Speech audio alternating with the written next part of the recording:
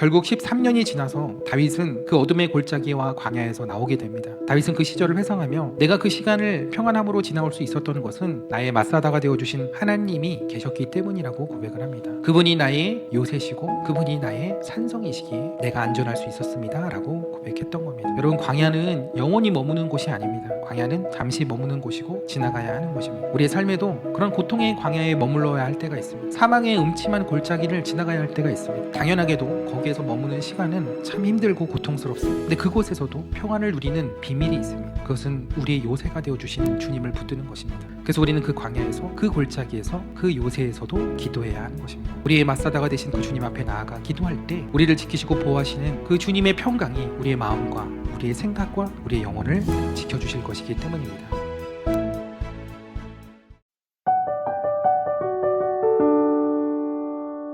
지난주부터 변화산 특별 새벽 기도회를 앞두고 기도에 관한 말씀을 전해드리고 있습니다. 특별히 그래서 기도합니다 라는 시리즈로 말씀을 나누고 있습니다.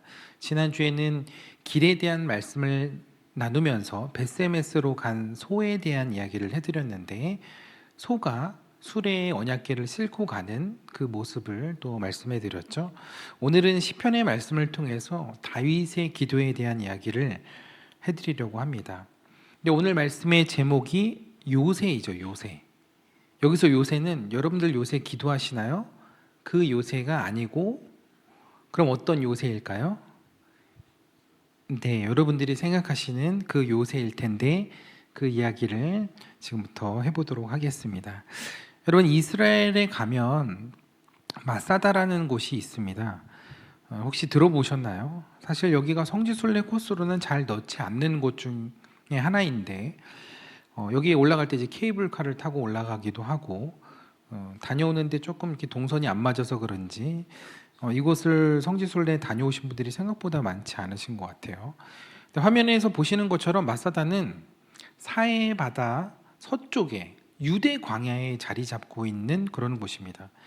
보시는 것처럼 굉장히 가파른 조각칼로 베어낸 것처럼 수직에 가까운 절벽이 있죠. 주상절리처럼 이렇게 절벽이 있고, 그러나 산마루 정상은 넓은 평지로 이루어져 있습니다. 굉장히 가파라 보이긴 하지만 높이는 한 450m 정도 되는 높이로 그렇게 많이 높진 않아요. 그러나 굉장히 가파른 산이죠. 근데 이곳은 이스라엘이 로마에 의해 멸망당할 때 마지막까지 유대인 열심 당원들이 투쟁을 하며 항쟁을 했던 곳입니다. 그래서 이곳이 좀 유명한 곳이거든요. 당시 로마가 이 이스라엘을 완전히 멸망시키기 위해서 무려 2년을 넘게 이 마사다 아래에서 포위진을 칩니다. 보시는 것처럼, 그런데 이곳이 천의 요새의 형태를 갖고 있기 때문에 아무리 세계를 정복한 평정한 로마 군인이라고 해도 쉽게 그곳에 올라가서 그들을 척결할 수가 없었습니다. 그렇다고 로마 군인도 가만히 있었던 것은 아니거든요. 유대인 노예들을 투입해서 마사다 서쪽에 경사로를 만들어서 아주 어마어마한 흙을 갖다 붓고 경사로를 만들어서, 그리고 그곳을 타고 공성전에 쓰는 그 수레를 끌고 가서 마침내 그 마사다에 올라가서 그 성을 정복하게 됩니다. 그런데 그들이 성 안에 들어가게 되었을 때는 저렇게 막 전투가 일어나는 장면처럼 보이지만, 막상 성 안에 들어갔을 때는 이미 1000여 명에 이르는 유대인들이 모두 자결한 후였습니다. 부정한 로마인의 칼에 죽느니 차라리 죽음을 택하고자 해서 서로가 서로를 죽이며 그렇게 자결했던 것입니다. 이렇게 해서 이스라엘은 완전히 역사 속으로 사라지게 되고, 유대인들은 나라 없는 민족으로 2000년 동안 세계 곳곳을 떠돌아다니다가 1945년 80년 전에 다시 나라를 회복하고 이제 세우게 됩니다. 그렇게 오랜 시간이 지났지만 이곳 마사다는요, 유대인들의 자존심으로 남아있는 곳입니다. 그래서 이곳에서 오늘날 장교 인간식이나 선언식이나 혹은 각종 졸업식이 이곳에서 행해지기도 합니다. 그만큼 명예로운 곳으로 여겨지고, 유대인이라면 평생에 이곳을 한 번쯤은 방문해보는 그런 곳이라고 할 수 있습니다. 근데 이곳이 이제 공격이 쉽지 않은 지형을 가지고 있기 때문에 그동안도 여러 공성 전투가 많지 않았고, 로마 제국의 공성의 보루 가운데서도 가장 온전한 유적으로 남아있는 곳입니다. 그래서 유적이 잘 보존이 되어 있다 보니까 2001년에는 유네스코 세계 문화유산으로 등재가 되었고, 지금은 마사다 요새 국립공원이 조성되면서 많은 관광객들이 또 찾는 곳입니다. 그래서 나중에 기회가 되면 또 가보시는 것도 좋을 것 같습니다. 유대인들에게 있어서 이렇게 자부심이 담겨져 있는 마사다라는 곳. 근데 이스라엘 광야에는요, 이런 천연 요새들이 많이 있습니다. 다윗이 사울 왕을 피해서 그렇게 피신을 다니면서 숨어 다닐 때도 다윗은 바로 이 유대 광야, 이 이스라엘 광야를 다니면서 숨어 다녔는데, 그가 13년 동안 한 번도 사울에게 잡히지 않을 수 있었던 것은 그가 이런 광야를 다녔기 때문이고, 그리고 그 광야에 아주 익숙해져 있어서 그 지형지물들을 잘 파악하고 있었기 때문입니다. 여러분들이 아시다시피 베들레헴 출신의 다윗은 양을 치는 목자였습니다. 근데 양을 칠 때 그냥 자기 집 근처에서만 치는 게 아니거든요. 계절을 따라서, 건기와 우기를 따라서 점점점 먼 곳으로 갔다가 다시 돌아오는 그런 여정으로 이제 양들에게 풀을 먹이게 돼 있습니다. 근데 그때 광야를 거쳐갈 수밖에 없었다는 거죠. 그래서 어린 시절 광야에서 양을 치며 살았던 이 다윗은 그 유대 광야의 지리에 대해서 아주 빠삭하게 잘 알고 있었을 거라는 거죠. 그리고 광야 구석구석을 지리를 아는 것뿐만 아니라 광야에서 어떻게 살아남아야 하는지도 누구보다 잘 알고 있었습니다. 그래서 사울에게 쫓겨다닐 때 그래서 그 유대 광야로 들어갔던 겁니다. 사실 광야에서 누굴 찾는다는 건 쉬운 일이 아니거든요. 그만큼 숨을 곳이 많은 곳이 광야인데, 하지만 그렇다고 광야를 모르는 사람들이 무작정 광야로 들어간다고 그냥 잘 숨어 있을 수 있는 건 아니에요. 붙잡혀서 죽기 전에 거기서 물과 식량을 구하지 못하면 오히려 먼저 죽을 수 있기 때문이에요. 근데 다윗은 이 광야를 잘 알고 있었습니다. 그래서 13년 동안이나 사울의 군사들에게 붙잡히지 않고 살아남을 수 있었던 거죠. 특히 다윗은 사울을 피해 다닐 때 이 요새를 이제 옮겨 다니면서 숨어 다녔는데, 그래야만 하는 또 이유 중에 하나는 다윗이 혼자 다닌 것이 아니기 때문입니다. 다윗을 따르는 이 군사들이요, 초기에만, 그때만 해도 다윗이 인기가 있었기 때문에 아주 정예의 요원들만 이제 다윗을 따라서 이 광야로 들어가게 되는데, 초기에만 400명 정도였고 나중에는 그 수가 600명에 달했습니다. 그래서 아무리 광야라고 하지만 다윗이 혼자도 아니고 수백 명의 군사를 데리고 다니다 보면 어디에 있어도 그 많은 사람들이 먹고 자는 흔적들이 남아있기 때문에 그렇게 숨어 다닌다는 것 자체가 쉬운 일은 아닌 것처럼 보입니다. 하지만 이스라엘 광야, 특히 다윗이 도망 다녔던 유대 광야에는 이런 요새가 많았다는 거죠. 그래서 사무엘상 23장에 보면 다윗이 광야의 요새에서 지냈다고 그렇게 이야기를 하고 있습니다. 우리가 보통 요새라고 하면 그 적의 침략으로부터 보호하기 위해 인위적으로 만들어진 성벽 건축물이나 인공 구조물들을 떠올립니다. 그러나 다윗이 거했던 요새는 막 이렇게 인위적으로 만드는 것이 아니라 천연 요새였습니다. 굴 같은 것도 천연 요새이죠. 여러분, 유대 광야가요, 사하라 사막처럼 모래 사막만 끝없이 펼쳐지는 그런 곳이 아닙니다. 사막과 광야의 풍경은 분명히 달라요. 그래서 이스라엘에는 사실 사막이 없거든요. 이스라엘은 사막이 아닌 광야가 있습니다. 광야와 사막이 공통점도 있지만 분명히 다른 점도 있습니다. 그곳에 사람이나 식물이 살기 어려운 환경이라는 것엔 공통점이 있지만, 그러나 광야에서는 사막과 달리 초원도 있고 그런 숨을 만한 산악지대도 있기 때문입니다. 그래서 유대 광야도 바로 그런 곳으로, 그곳에는 수많은 산과 깊은 골짜기들이 이루어져 있는데 그중 대표적인 곳이 바로 마사다라는 곳이죠. 마사다에 올라서요, 북쪽을 바라보면 이 마사다와 비슷한 지형들이 펼쳐져 있는 것을 볼 수 있는데요, 그곳 가까이서 보이는 곳 중에 하나가 유명한 엔게디 광야입니다. 다윗이 이제 그곳에서도 숨어 다녔었는데 그 엔게디 광야가 이제 유명해진 에피소드가 있죠. 성경에 보면 다윗이 그 엔게디 광야에 있는 굴에서 지낼 때 그 굴 안으로 사울 왕이 마침 용변을 보러 들어옵니다. 작은 거 아니고 큰 거를 보러 옵니다. 그 다윗의 부하들이 그걸 보면서 다윗 하나님이 주신 절호의 기회 아닙니까? 지금 바로 사울을 죽여야 합니다라고 이야기합니다. 그러자 다윗은 하나님이 기름 부으신 그 사람을 내 손으로 치는 것이 옳지 않다라고 하며 사울이 아닌 사울의 겉옷자락만 이렇게 몰래 베게 되죠. 근데 신기한 건 그 굴 안에 그렇게 많은 사람들이 있었음에도 사울과 사울의 군사가 눈치채지 못했다는 것은 그만큼 그곳의 굴과 골짜기가 사람이 숨어 있기에는 최적의 장소라는 거죠.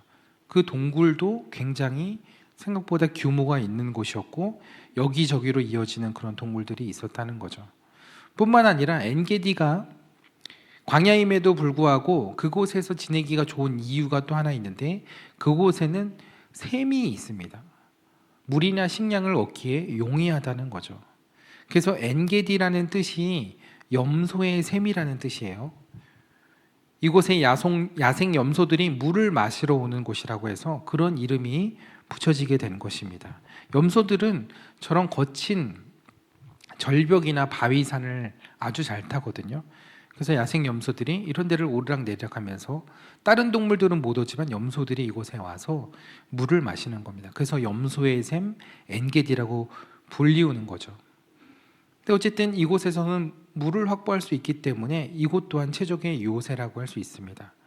반면 앞서 말씀드린 마사다와 같은 곳은 오르는 곳이 매우 가파르고 그래서 아무나 접근하기가 쉽지 않은 곳이며 사울의 군사들이 올라오려고 하면 금방 눈에 띄기 때문에 그곳에 올라오기 전에 뭔가 피신을 하거나 대처를 할 수 있는 그런 요새였다는 거죠. 그래서 유대 광야에는 이렇게 다양한 요새들이 많이 있었다는 겁니다. 그래서 다윗이 많은 군사들과 지내면서도 오랫동안 도망다니며 붙잡히지 않고 숨어 살 수 있었던 것은 이곳에 그런 광야, 그런 요새들이 있었기 때문이라는 거죠.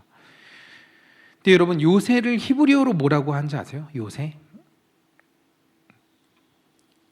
요새는 히브리어로 마사다입니다. 앞서 말씀드린 것처럼 로마에 대항해 끝까지 항쟁을 벌였던 곳이 마사다인데 사실 마사다는 지명이 아니라 지리적인 용어입니다. 그래서 성경에는 마사다라는 표현이 참 많이 나오거든요. 특히 다윗의 시편 가운데는 요새가 되시는 그 하나님이라고 표현할 때 그 요새라는 단어는 모두 마사다로 되어 있습니다. 그러니까 그게 어떤 고유명사가 아니라 그냥 일반 명사였다는 거죠. 그랬는데 이것이 나중에 이제 고유명사처럼 이제 만들어진 겁니다. 다윗이 마사다에 숨어 살았어요. 그랬기 때문에 안전할 수 있었는데, 근데 조금 전에 우리 사무엘상의 말씀을 다시 한번 보면요, 다윗이 광야의 요새에도 있었고 광야의 산골에도 머물렀지만 그가 사울에게 잡히지 않은 것은 요새 때문이 아니야. 요새에 있었기 때문이 아니라 하나님이 다윗을 사울의 손에 넘기지 아니하셨기 때문이라고 하고 있습니다. 다윗의 시편의 수많은 고백 속에는 광야에 내가 수많은 요새들을 떠돌아다녔지만 수많은 마사다에 머물렀지만 나를 지켜준 것은 그 마사다가 아니라 나의 마사다가 되어주신 하나님이 계셨기 때문에 자신이 안전할 수 있었다고 그렇게 고백을 합니다. 그래서 오늘 우리가 보았던 시편 18편에 말씀의 그 제목이 있거든요. 긴 제목이 그 머리에, 시편 머리에 있습니다. 거기 중간에 보면 여호와께서 다윗을 그 모든 원수들의 손에서와 사울의 손에서 건져주신 날에 다윗이 이 노래의 말로 여호와께 아뢰어 이르되 라고 아주 길게 이렇게 제목이 붙어 있어요. 그러면서 다윗은 시편 18편에서 여호와는 나의 요새, 나의 마사다라고 고백을 하고 있는 거예요. 즉 다윗이 정말 피해 숨어 다녔던 곳은 마사다가 아니라 바로 하나님이셨다고 그렇게 고백을 하고 있다는 거예요. 그에게 있어서 진짜 마사다는 험한 골짜기나 깊은 굴이 아니라 그를 바위 틈에 숨겨주시는 하나님이셨다는 거예요. 다윗이 그 유다 광야를 누구보다 잘 알고 있었다고 했죠. 그래서 어디 가면은 어디가 안전하고 어디 가면은 물을 구하고 식량을 구할 수 있을지 다윗은 누구보다 잘 알았어요.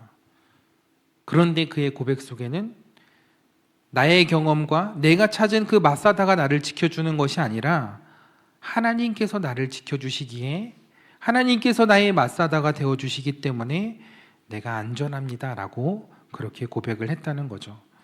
그래서 다윗은 굴 속에 숨어 있으면서 그곳에 있으니 내가 안전하겠지 그렇게 안심한 것이 아니라 그곳에서 마사다에 있으면서도 요새에 있으면서도 하나님의 도우심을 구하는 기도를 드렸다는 거예요. 하나님, 나를 안전하게 지켜주는 것은 이 요새나 이 굴이 아닙니다. 나를 안전하게 지켜주실 분은 오직 하나님 뿐이십니다.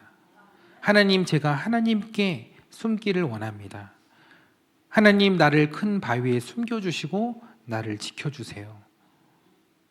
이게 다른 사람이 고백했으면 모르는데 다윗이 그 누구보다 광야를 잘 알고 광야에서 잘 살 수 있는 다윗이 이런 고백을 했다는 거죠. 그래서 우리가 조금 전에 이 찬양 불렀잖아요. 오 놀라운 구세주 예수 내 주 참 능력의 주시로다. 큰 바위 및 안전한 그곳으로 내 영혼을 숨기시네. 메마른 땅을 종일 걸어가도 나 피곤치 아니하며 저 위험한 곳 내가 이를 때면 큰 바위에 숨기시고 주 손으로 덮으시네. 하나님께서 그를 큰 바위 및 안전한 그곳으로 인도해 주셨는데 뭐를 숨겨주신다고요? 내 영혼을, 내 마음을 숨겨주신다는 거야.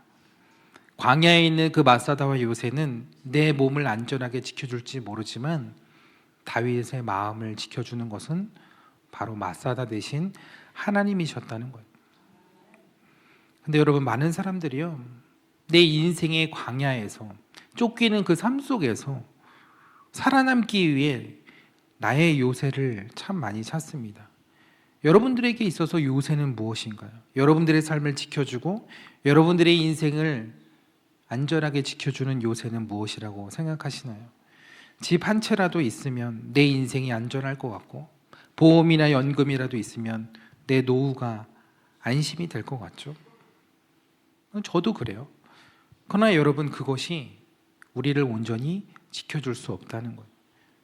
2년이나 버텼던 그 철옹성 같은 마사다도 결국에는 로마의 군사들로부터 그들을 지켜주지 못했습니다. 요즘 뉴스에 얼마나 황당한 사건 사고들이 많아요. 정말 생각하지 못한 그 사고와 그 문제들이 누구에게나 찾아올 수 있는 그런 세상입니다. 언제 어디서 무슨 일을 당할지 몰라요. 요즘 정신이 이상한 사람도 많아서 막 지나가는 사람들에게 흉기를 휘두르고 술 먹은 사람들이 그냥 지나간 사람들을 차로 들이받는데 어떻게 피할 수 있겠어요? 우리의 삶은요, 끊임없는 죽음의 화살들이 지나가는 그런 인생입니다. 그런 위기와 위험의 순간의 연속인 그런 광야 같은 삶을 살아가고 있다는 거죠. 우리가 그걸 인지하지 못할 뿐이죠. 그런데 그걸 다 인지하고 산다고 해도 우리의 마음을 지킬 수가 없는 거예요. 불안해서 더 살 수가 없는 것이죠. 우리의 마음과 우리의 영혼은 하나님이 지켜주셔야 하는 거예요. 여러분, 우리 몸 안에도 지금도 끊임없이 암세포가 형성이 됩니다. 우리는 환경 호르몬 또 여러 가지 환경 속에서 너무나 많은 발암 물질에 노출이 되어 있어요. 그것과 접하지 않고는 살아갈 수가 없습니다. 우리가 먹는 거 하나도 그 안에도 얼마나 많은 발암 물질이 들어있는지 몰라요. 그런데 모든 사람이 암에 걸리지 않는 그 이유는 우리 안에 있는 면역 세포가 그 암세포를 100% 제거하기 때문입니다. 매일매일. 근데 그 면역 체계가 무너지면 그 암세포를 제거하지 못하고 그래서 암이라는 질병이 발병하게 되는 거죠. 그래서 암에 걸린다는 것은 특별히 발암 물질에 노출이 막 돼가지고 덜컥 그렇게 걸리는 것이 아니라 우리 안에 늘 있는 그 암이라는 존재를 이겨내지 못하고 제거하지 못할 때, 면역 체계가 제대로 발동하지 못할 때 생기는 질병이 바로 암이라는 거죠. 마찬가지로 우리의 삶에는 늘 그 위험거리들이 존재합니다. 하지만 우리가 그 안에서 아무렇지 않게 평안함을 누릴 수 있는 것은 하나님이 우리의 요새가 되어주시기 때문인 줄 믿습니다. 하나님이 우리의 면역력이 되어주시기 때문이라는 거예요. 우리의 삶 가운데는 여러 가지 어려움과 문제의 상황들이 찾아오지만 그럼에도 불구하고 우리가 평안함을 누리며 살아갈 수 있는 것은 우리를 지키시고 우리를 위해 싸우고 우리와 함께 하시는 그 하나님이 있으시기 때문이라는 거죠. 그래서 우리가 평안을 누릴 수 있다는 거예요. 결국 우리의 진짜 요새가 되시고 마사다가 되어주실 분은 오직 하나님뿐이신 줄 믿습니다. 그래서 다윗은 시편 62편에서 이렇게 고백을 합니다. 나의 영혼이 잠잠히 하나님만 바라며 나의 구원이 그에게서 나오는도다.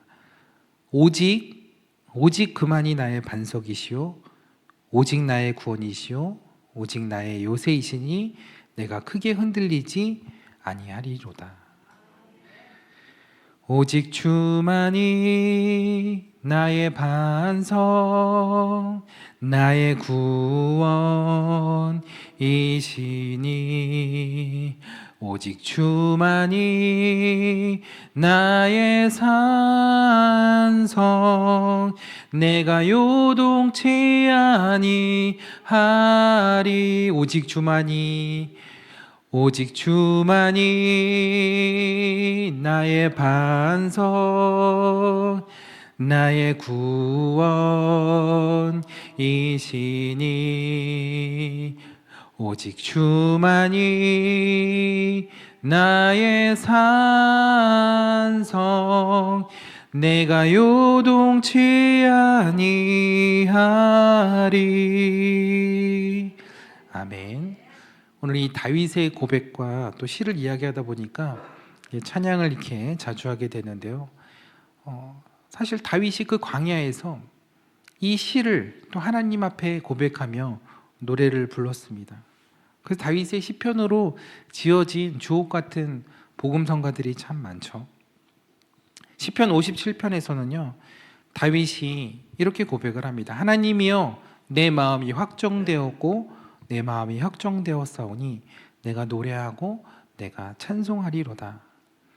주님만이 나의 산성이시고 요새시고 마사다가 되어주시기 때문에 이제 내 마음을 주님께로 정하겠습니다.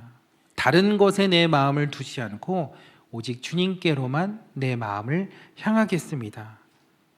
하나님만이 나의 도움이시기에 내 믿음의 눈으로 오직 주님께로만 그 시선을 두겠습니다. 주님만 바라보겠습니다. 라고 고백을 했다는 것이죠.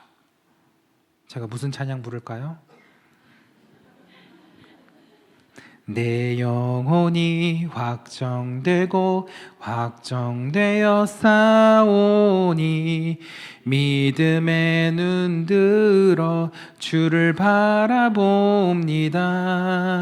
내 영혼이 확정되고 확정되어 싸우니 믿음의 눈 들어 주를 바라봅니다. 아멘. 우리 다윗의 고백처럼 우리의 눈을 들어 주님께로 그 시선을 고정하고 우리의 마음을 확정하고 정해야 할 줄 믿습니다. 그때 하나님께서 우리의 마사다가 되어주신다는 것을 우리가 깨닫고 우리 마음에 그 하나님 주시는 평안함을 경험하게 된다는 것입니다. 여러분 어제 여름 성경학교를 했다고 말씀드렸는데 어제 날씨가 어땠나요? 어제 날씨가 좋았어요? 어제 날씨가 아침에 이랬는데요. 전날 저녁부터 심상치 않더니만 당일에 해를 볼 수가 없더라고요. 근데 어제 모든 순서를 다 마치고 행사를 마치고 아이들 이제 저녁 먹이고 귀가시키는데 그제서야 이제 하늘이 걷어지고 날씨가 이제 이렇게 맑아진 거예요. 아니 어쩜 그럴 수가 있어요? 날씨가 좋으려면 목금토일 날씨가 계속 좋아야지. 딱 토요일만 이렇게 날씨가 그렇게 흐리더라고요. 그리고 이제 여름 성경학교 진행하는 그 동안에만 그렇게 흐리더라고요. 물론 비가 이제 많이 오지는 않았지만, 근데 평소 같았으면 살짝 제가 하나님을 좀 원망하는 마음이 생겼을 것 같아요. 근데 그래도 이제 좀 은혜를 받았으니 좋게 감사하는 마음으로 하나님께서 얼마나 해가 뜨거울까봐 우리 애들 너무 탈까봐 구름 기둥으로 덮어주신 거겠지라고 평소 같으면 그냥 그런 생각으로 위안을 삼았을 것 같아요. 근데 어제는 제가 조금 다른 생각이 들었어요. 어제 우리 여름 성경학교 주제가 예수님과 함께하는 여행이거든요. 그래서 우리 아이들이 시작부터 마지막까지 계속 예수님 얘기, 종일 예수님 얘기 듣는 거예요. 종일 예수님의 이름이 우리 교회에 선포되는 거예요. 저는 그래서 하나님이 우리 영종만나교회 우리 아이들을 참 많이 축복해 주신다는 생각이 들었어요. 제가 21년 동안 목회를 하면서 예수님 이름이 이렇게 많이 선포되는 그런 여름 성경학교가 있었을까 하는 생각이 들었어요. 그래서 하나님께서 예수님의 이름을 선포하는 우리 성교학교를 분명히 기뻐하시고 분명히 은혜와 복을 주실 것이라는 그런 생각이 들었어요. 그래서 저녁에 그 구름이 이제 걷히고 햇살이 이렇게 우리 교회를 이렇게 비추고 있는데요.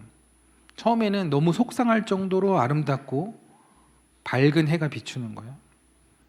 근데 그런 마음이 들었어요. 종일 예수님의 이름이 선포되는 이곳에 결국에는 모든 어둠의 구름이 물러가고 빛이 임하게 하시는구나. 우리 아이들이 아침에 교회 올 때는 검은 구름을 보면서 무거운 마음을 이끌고 왔을지 모르겠지만 예수님의 이름을 온전히 고백하고 선포하며 예수님과 함께 보내는 그 시간들을 보내고 나니까 집으로 돌아갈 때는 밝은 빛을 보며 돌아가게 하시는구나. 그래서 저는 그 날씨를 보면서 정말 감사의 고백이 나오더라고요. 여러분, 성막이요, 동쪽으로 문이 나 있습니다. 성막 성전이 동쪽으로 나 있습니다. 그래서 해가 뜨는 그 동쪽에서 그 입구를 타고 들어가면 지성소를 향해서 걸어갈 때 자신의 그림자, 해를 등지고 가니까 자신의 어두운 그림자를 보며 가게 돼 있습니다. 그래서 자기의 죄된 어두운 모습을 보며 성전에 들어가게 됩니다. 그리고 거기서 제사를 드리고 하나님께 그 죄를 용서받고 나올 때는 해를 바라보면서 그 빛을 바라보면서 나오게 되어 있습니다. 그건 분명히 의도가 있고 의미가 있는 것이죠. 근데 어제 우리 여름 성경학교가 아이들이 들어올 때는 삶의 많은 무거운 어두운 짐들을 가지고 왔지만 집에 돌아갈 때는 하나님께서 함께 하심으로 하나님 주시는 그 밝은 빛을 바라보며 나아가게 하신 줄 믿습니다. 그래서 그 아이들에게 비춰진 그 빛이요, 그 아이들의 삶뿐만 아니라 그 아이들의 가정에도 비춰지게 해달라고 제가 오늘 말씀을 준비하면서 그런 기도가 되더라고요. 부모님과 함께 나오는 친구들도 있지만 부모님과 같이가 아니라 혼자 나오는 친구들도 있거든요. 그 친구들 위해서 더 기도가 되더라고요. 그 아이들이 예수님의 빛의 반사체가 되어서 그 가정에 주님의 빛이 임하게 하여 주옵소서. 그렇게 기도가 되었습니다. 내 영혼 내 햇빛 비치니 주 영광 찬란해. 이 세상 어떤 빛보다 이 빛 더 빛나네. 주의 영광 빛난 광채 내게 비춰 주시옵소서. 그 밝은 얼굴 배울 때 나의 영혼 기쁘 주의 영광 빛난 광채 내게 비춰 주시옵소서. 그 밝은 얼굴 배울 때 나의 영혼 기쁘다. 아멘. 우리 아이들에게 그 하나님의 빛이 임하며 그 집으로 돌아가는 그 길 가운데 정말 하나님이 기쁜 마음을 주셨을 거라는 생각이 듭니다. 우리의 삶 가운데 어떻게 늘 빛만 비출 수 있겠어요? 때로는 우리의 삶에 어둠의 그늘이 쌓이기도 하고 또 탄식거리들이 찾아올 때가 있습니다. 근데 여러분, 다윗의 이 찬양의 3분의 2가요 탄식이 나올 수밖에 없는 그 환경 가운데서, 그 광야에서 만들어졌습니다. 근데 그의 탄식시의 특징이 있어요.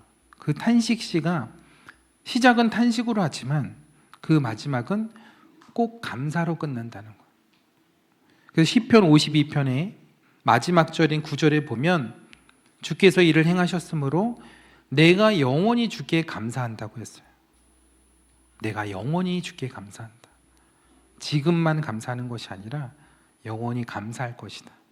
시편 54편의 마지막 부분 6절과 7절에도 내가 낙헌제로 주께 제사하리이다. 여호와여 주의 이름에 감사하오리니 라고 고백을 하고 있습니다.